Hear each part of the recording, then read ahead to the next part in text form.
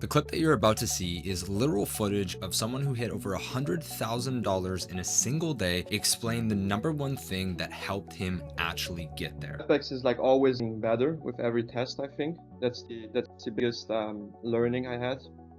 Even in the beginning, like before Evolve, like I didn't do like any learning. I just tested, not looking back.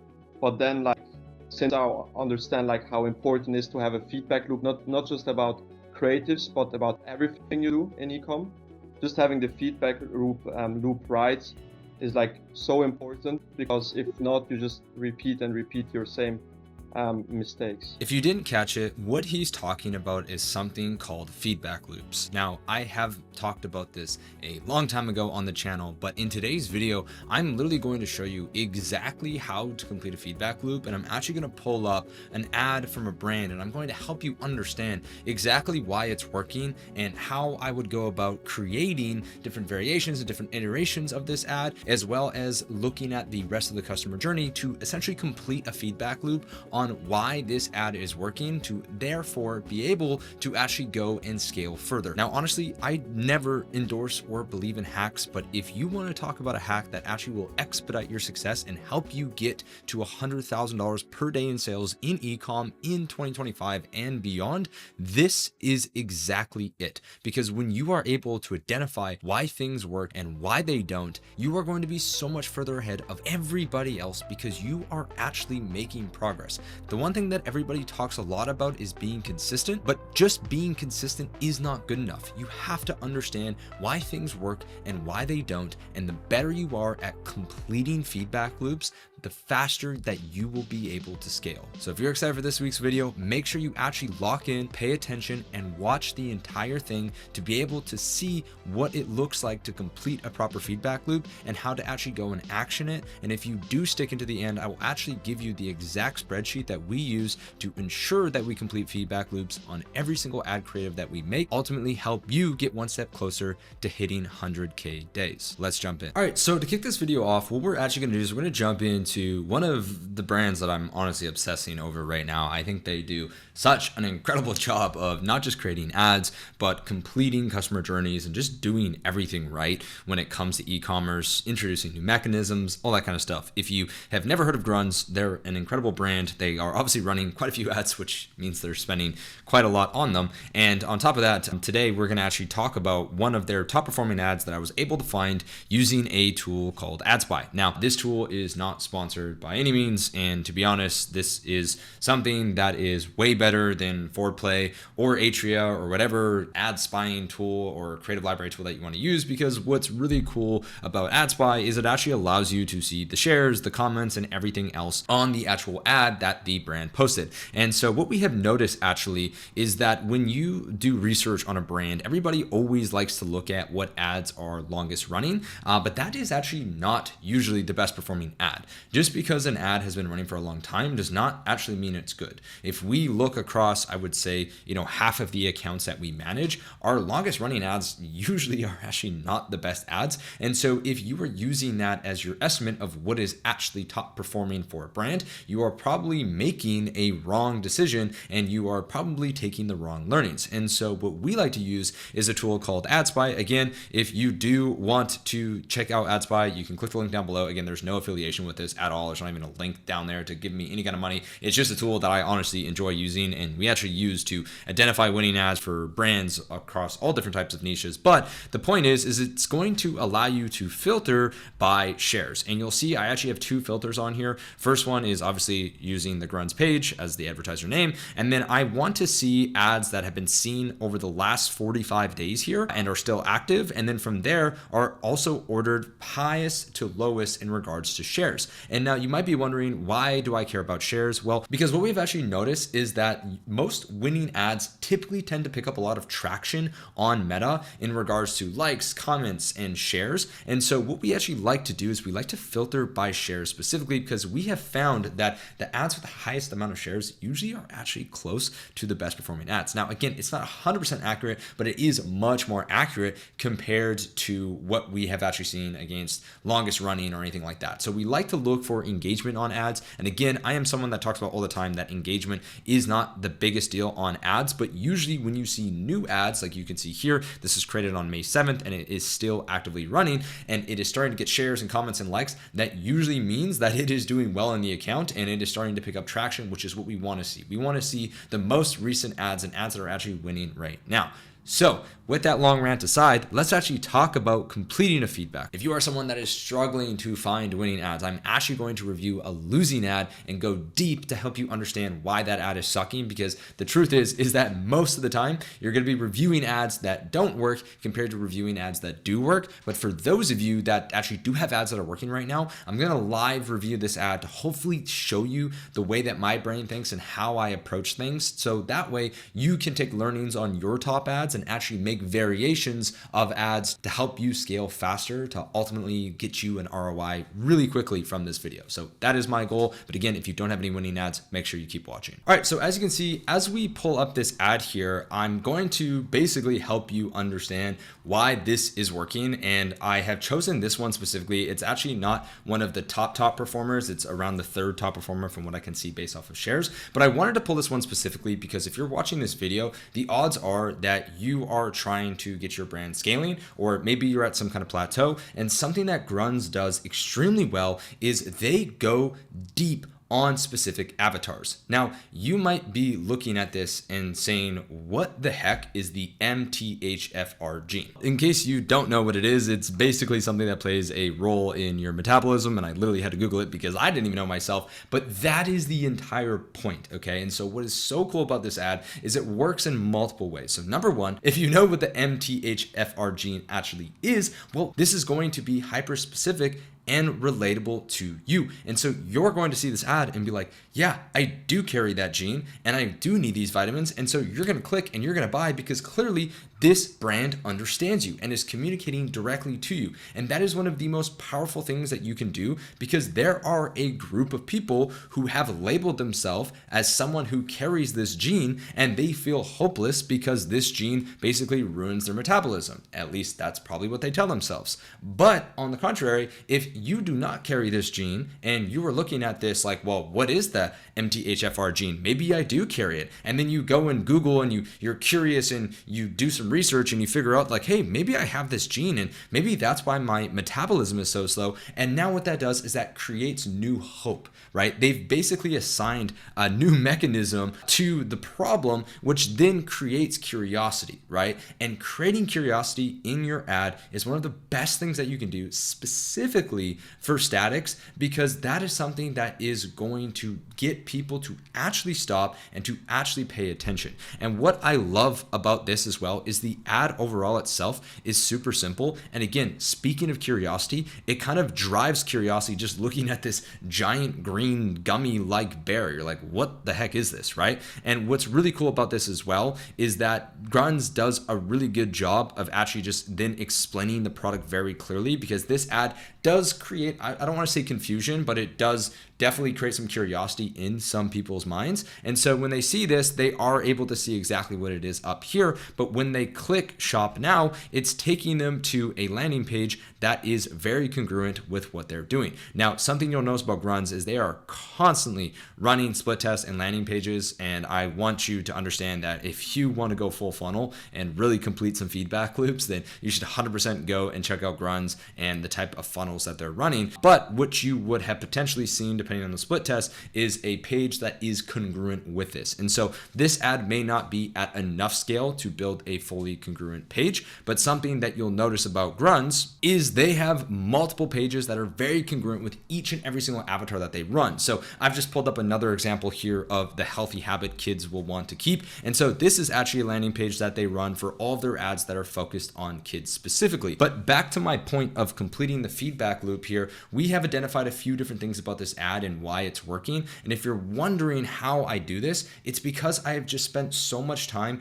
looking at top performing ads. And so if you want to get better at reviewing ads, go and look at a bunch of top performing ads for brands, and you're going to start to see the patterns. And this is the best and fastest way to get better at making ads, is just by looking at what a good ad actually is. This might sound completely obvious, but in order for you to create a phenomenal ad and an ad that can truly scale, you first need to actually know what that looks like. Some of you guys might actually get lucky and just stumble upon creating an ad, but the truth is it's very hard for you to actually make a winning ad if you don't know what a winning ad looks like. And so that's why for people who are in Evolve, the first thing that we do is we give them a document of 50 plus winning ads to help them correct their lens on what a good ad actually is. Because again, the only ads that are good are ads that actually scale and perform in the account, right? Not ads that you think look good or ads that appear to look good. It's ads that actually make you money. And so if I was on the Gruns team and I was going to complete a feedback loop on this ad specifically, there's probably a few things that I would jot down. The first thing that I would jot down is doing more research on this MTHFR gene. And so I would probably go deeper on Reddit and just try to analyze how big this community is of people who actually are aware of this gene, or if they are not aware of this gene, then this is a great opportunity to start creating an unaware style video. And that is probably one of the first variations where if Gruns hired me to come make an ad, I would make an unaware style video that talks about the hidden gene that people don't know that they have that is essentially ruining their metabolism. And so by doing that, I'm able to then act as an authority and basically create a video that educates somebody on the MTHFR gene. Now, this is something that I would say is completing a feedback loop in a way that is actually actionable. And that is the most important thing that you need to do as a marketer, is to actually take action from the feedback loop that you close. And now another thing that I would take away from this is going avatar specific seems to be working. So something else that I would also do is I would go and research to figure out what other pockets of people there are that maybe have different types of genes that help them struggle with weight loss or have them lack certain vitamin deficiencies. And I would go and try to see if there's any other genes or any other types of people that have a lack of a specific thing that I can call out. Now, the final thing that I would potentially take away from this ad as well that's a little bit more structural, it's just the fact that it's very simple. Now, a lot of you guys would, for example, take this same image of this bear and then just test a bunch of random different headlines. And could you do that? Sure. That could be a simple iteration that you can do. But for me, what I would say is this headline is doing all of the talking. So I don't really want to have this too complex. With that said, I would maybe try something that makes this a little bit more congruent, because here you can see I'm talking about this specific gene, but I'm not really showing it. And same thing with the vitamins. I'm kind of showing the vitamin here, but it's not clear and it's not obvious that it's a vitamin, which again might be a good thing, it might not. And that's the most important part of closing feedback loops as well, is actually grabbing a pen and writing down the specific things that is actually making this ad work, so you can then go and test and validate those hypotheses basically. And so from here, what I would say is hopefully you get a better concept and a better idea of how to just look at an ad, how to stare at it. And honestly, if you were just to let me stare at this ad for another couple of minutes here, or even 10-15 minutes, and then if I was to come and look at this ad tomorrow after going and having some dinner and then coming back and looking at it, your subconscious, what it will do is actually just start to piece things together, and you'll look at this ad differently and you'll probably have new learnings. And that's the coolest part about once you find a winning ad, you can just come back and review it every single week, and based off of the connections that your brain makes and other things that you learn or things that you take in, or maybe after you watch this video, you now go back and look at your winning ad and you're like, oh, wow, my ad drives curiosity. Oh, it actually calls out a specific avatar. I should go and research more about that avatar. And so when you look at ads after you have new knowledge and you've given your brain basically some space to think about things, you can continue to pull more learnings as well. And so that is an example of how to complete a feedback loop on just one single static ad. And so now what we're going to do is we're going to jump into taking a look at a losing ad, because obviously that's going to happen more times than not. But if you're enjoying this video so far, make sure you let me know down in the comments below. I'm trying to make these videos a little bit more actionable for you guys. And again, just as a reminder, make sure you stick into the end because I'm actually going to give you the sheet that we use to process our feedback and keep track of everything in one organized place. Now, let's go ahead and take a look at an ad that did not do so well. And this is actually one of our brands at the agency. And I thought this would be a perfect ad just to show you guys how important it is to actually understand marketing fundamentals such as market sophistication and market awareness and desires, and understanding the actual market compared to just ad creatives and creative strategy in itself. Because the core reason why this ad did not work is actually much simpler than you could think. But for most of you, you might be looking at this like, oh, this headline doesn't drive emotion, or it doesn't drive curiosity, or maybe this is not the right photo to use. Maybe I should use a different one. But coming from my experience and my knowledge of the market, I can tell you right away that the reason why this ad is not working is because it is too product aware, and the market is currently just not searching for humidifiers. And so what I mean by that is if we actually take a look at the demand curve for humidifiers in general, using old reliable here of Google Trends, you can see that as we get into these summer months, which is June and July in the United States, basically nobody is looking for humidifiers because it is very humid outside. So if we are going to be selling humidifiers in what is basically considered the off season for this brand, we have to be a lot more creative than just showing the product, right? And at the end of the day, this is a product that does solve a clear problem, but that problem isn't currently existing right now in a lot of places because of the fact that it is just now more humid outside and it's less cold and it's less dry in most of America. And so if we're trying to just be snazzy and fancy here by comparing our cool humidifier to a humidifier that is not that good in a market where nobody's looking for humidifiers, it's pretty obvious that this ad is going to flop. And that's why it is so important, again, to understand marketing fundamentals, but to also understand what the top performing ad is for your brand as well. Now, something that is very, very important that I want to clarify as well is just because the ad is doing the best in your account does not really make it a winning ad. And what I mean by that is if you are spending $300 a day or $1,000 a day on ads, and you want to be spending $10,000 or $30,000 a day on ads, you just simply comparing to what your top performing ad is right now and setting that as like the holy grail of winning ads, you're really doing yourself a disservice because that is not really a winning ad. A winning ad would be an ad that could spend $10,000 a day or $30,000 a day for you, right? And so my point with this is it is important to make sure you look at what is working right now in your account to have some kind of baseline, but it's also important to go deeper and look at other brands that are crushing it and look at their top performing ads to give you an idea of what a high performing and highly scalable ad actually is, which is again why we love a tool like AdSpy. But just to clarify, again, I don't want you to constantly compare all of your ads to an ad that is, not really helping you scale. Although again, it is important to look at whatever your top ad is in your account, but going beyond your account and doing research to look at other ads from top brands is a really, really good thing to do as well. And so back to why this ad is not working. Like I said, it's very simple to why it's not working. It's just not the season for us to be running very product aware ads. And the reason why I'm so confident in that is because if I actually compare this ad to what is actually top performing, and for the sake of CarePod specifically,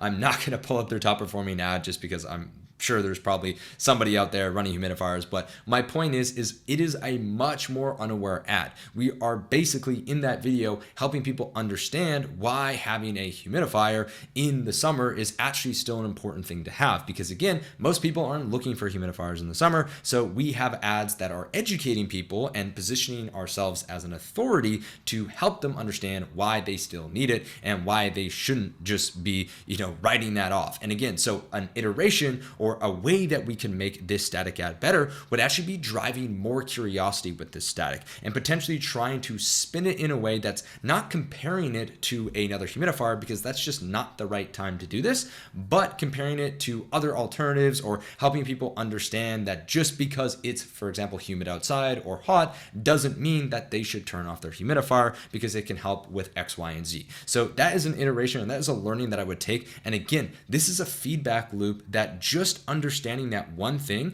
is now going to stop our team from making hyper brand aware or product aware ads in a time when, again, people are just not really looking for this product. The only time someone is probably going to be looking for this is if it's on a really good sale. And you'll notice, for example, like people that sell big winter jackets, if they're trying to do business in the summer, they're usually running some kind of a sale to give somebody a discount for buying a big winter jacket that they're not going to use for 5 or 6 months. But my point is, with this ad specifically, just that one learning, and by actually completing that feedback loop that, crosses out product aware from our list of ad ideas, is going to save us making this mistake over and over again, which is exactly what our student involved actually mentioned at the start of the video. So with all of that said, hopefully that gives you a better understanding of how to actually process a losing ad. Now, if you don't know what market awareness is, or market desires, or sophistication, I'd highly recommend that you go and check out some of the modules that we actually have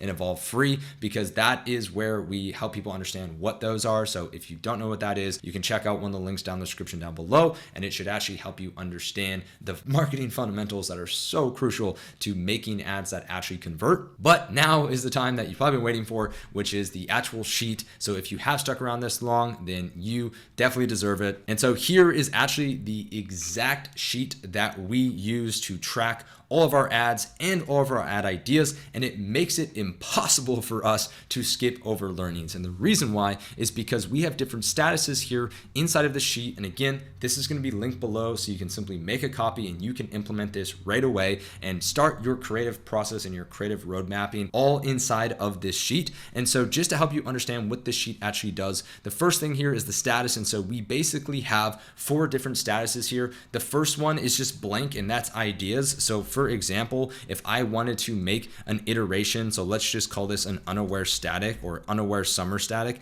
because that is a learning that I had off of these polluted mist statics that we, for example, just reviewed. Then what I would do is I would write that as an idea. And then what we actually do is we assign a specific avatar. And so this is all blank because I've made this just completely blank for you to go in. But essentially what you would do is you would write out who your avatar is here. And now that we actually have space for you to write the avatar because you don't need the drop downs, what you can actually do here is you can write out the specific avatar that you're going after. Now for CarePod specifically, a huge avatar for us as parents. So what we'd actually do here is we would have a parent as an avatar, and avatars is a whole other conversation. So I definitely highly recommend going deep on your avatar and who specifically that you're selling to, but having your avatar identified with the ad concept is crucial. And then from there, you're going to take a look at what the actual desire is. And so depending on, again, your knowledge and your understanding of market desires, just understand that desire is the reason or is the wants and needs of people. Okay, so what does someone actually want from the humidifier? Let's just say, for example, we were using it as a skincare example.